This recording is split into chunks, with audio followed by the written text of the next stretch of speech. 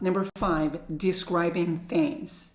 Firstly, let's start with the colors. Red, yellow, green, dark green, pale green, blue, purple, pink, white, gray, and gray. If you have problems to memorize which one is American English, which one is British English about these two grays, I have a little trick. You can try this.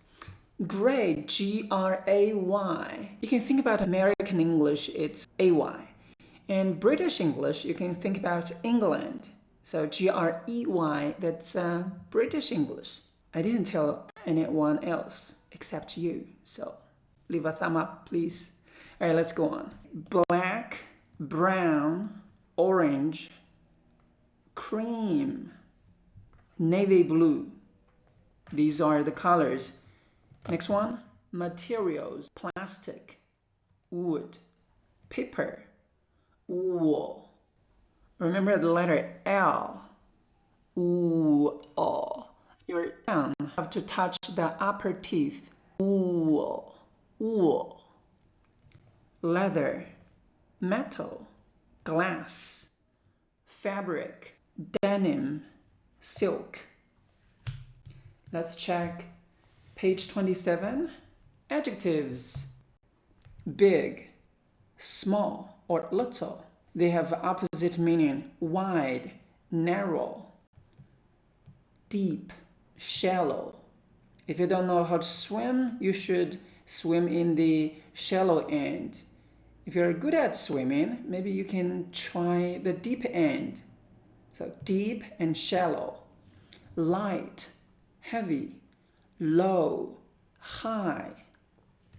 Clean, dirty, hot, cold.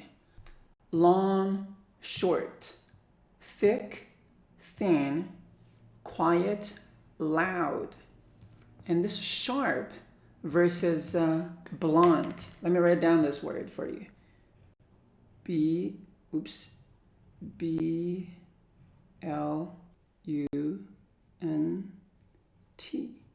Blunt. It means not sharp. The blunt knife cannot cut the trees or cut paper, etc. So we have blunt and sharp. Tight versus loose. Speaking of loose, pay attention to this word.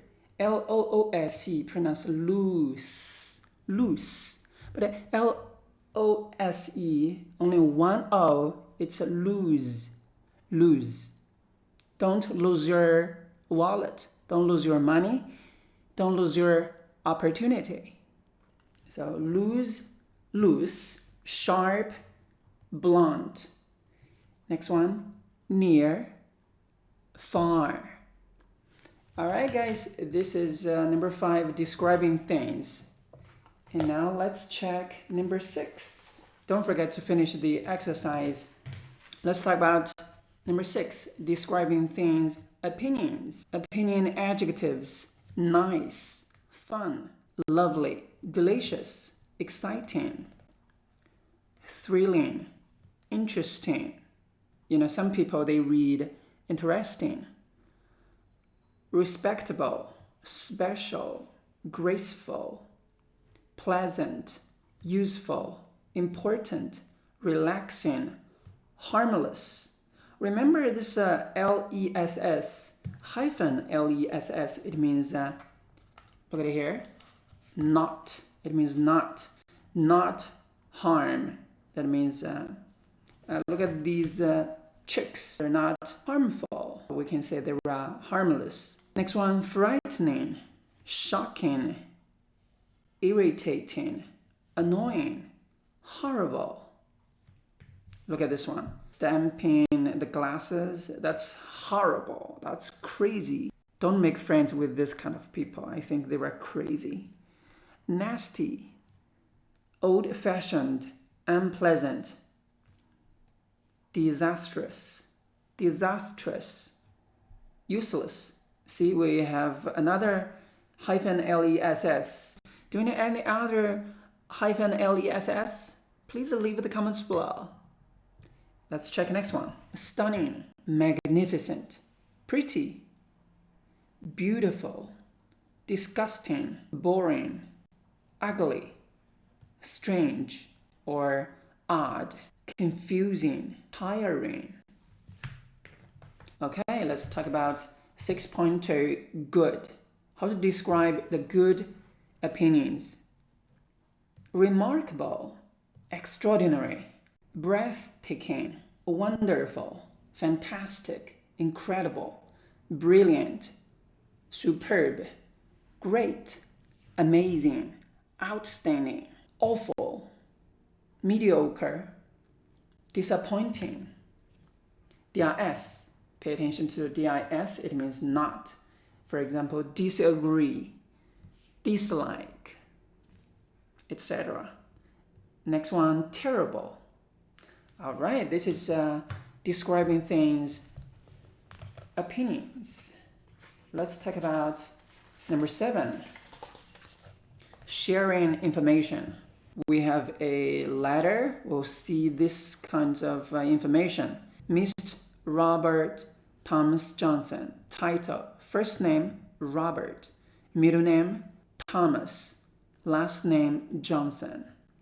House number. Put house number at the very beginning, street number, and following the house number. Then the city or state. The zip code, postcode, this is the email address, this is a telephone number, mobile phone number, or cell phone number. Cell phone, US. Mobile phone, mobile number, it's UK. Let's check the business card. We have a name, job title, company name, then we have a website. This is a business card. To introduce yourself. Hi, my name is KC. To exchange business card. Then we have forms of communication. Letter, email, phone call, voicemail, text message, social networking, memo, online chat, mail, US mail, UK post, note. Number 4, 7.4, sending emails, inbox, outbox, draft, junk mail or spam, trash, attachment, subject, contact, signature. Remember this word. Maybe you can see SIGN. You're thinking about sign. This one is signature. To print, to reply all. Look at these 2 arrows. It means reply all of them, all the people. To forward, and then we have to send, to delete. All right, this is number 7. Let's check number 8 of today. To get cold feet, it means to have a sudden loss of confidence. T got cold feet about giving a presentation to the sales team. Feel under the weather, it means to feel sick, ill, or unwell.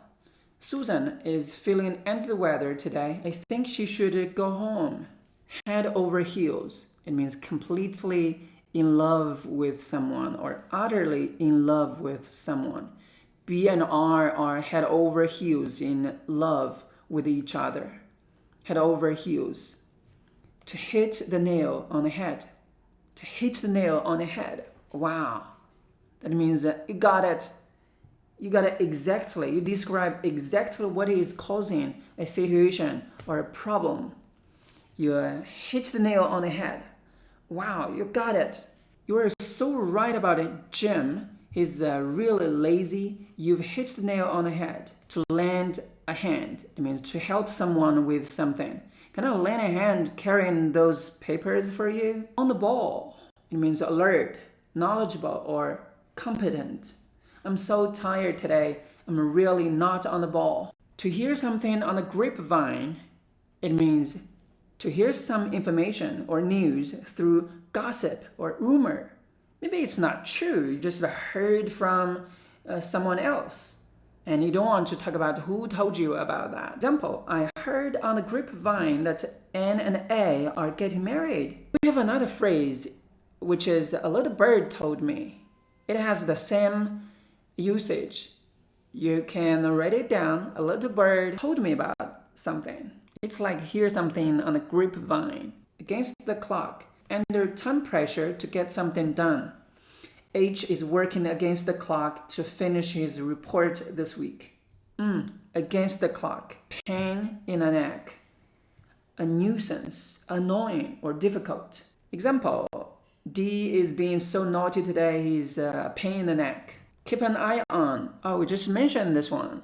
Do you remember? We just mentioned this. It means to take care of or watch carefully. Example, I'm looking for someone to keep an eye on my house while I'm on vacation. Sometimes I hope I can find someone to keep an eye on my house. Whew. All right, next one.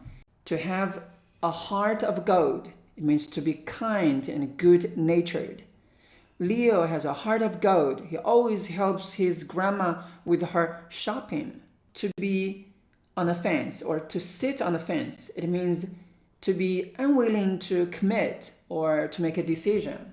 You are unwilling to make a decision. I don't know who to vote for yet. I'm still on the fence. Or you can say I'm still sit on the fence. All right, next one. A teacher's pet. Someone who seeks and gets approval from a person in a position of authority. M is a teacher's pet. She always arrives early and works very hard. So when we want to describe someone is seeking or getting approval from a person, especially a person has a higher position or there are authorities, we can say there are teacher's pet. They're doing something to please some people. So M is a teacher's pet. She always arrives early and works very hard. To cut the corners, it means to do something the easiest or the shortest way at the expense of high standards. If you cut corners to finish a project on time, the quality will suffer. For example, like me, if I cut corners to record this video, that will be low quality. I cannot share a lot of information and I cannot help a lot of people or students to learn their language well. At least give them a little help, or we can use this one. I cannot lend a hand to someone who really need a help. So I cannot cut corners. All right, let's check next one. To take something with a pinch of salt. It means to not completely believe something or someone. You can't believe all her stories. Take them with a pinch of salt. You can't believe all her stories. Take them with a pinch of salt. A little bit.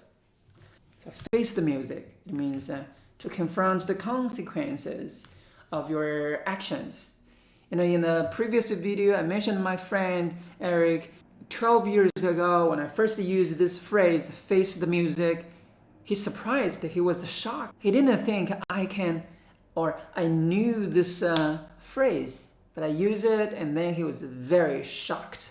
So please memorize this face the music phrase and shock someone, surprise them. Over the top, it means an overreaction or a lack of restraint.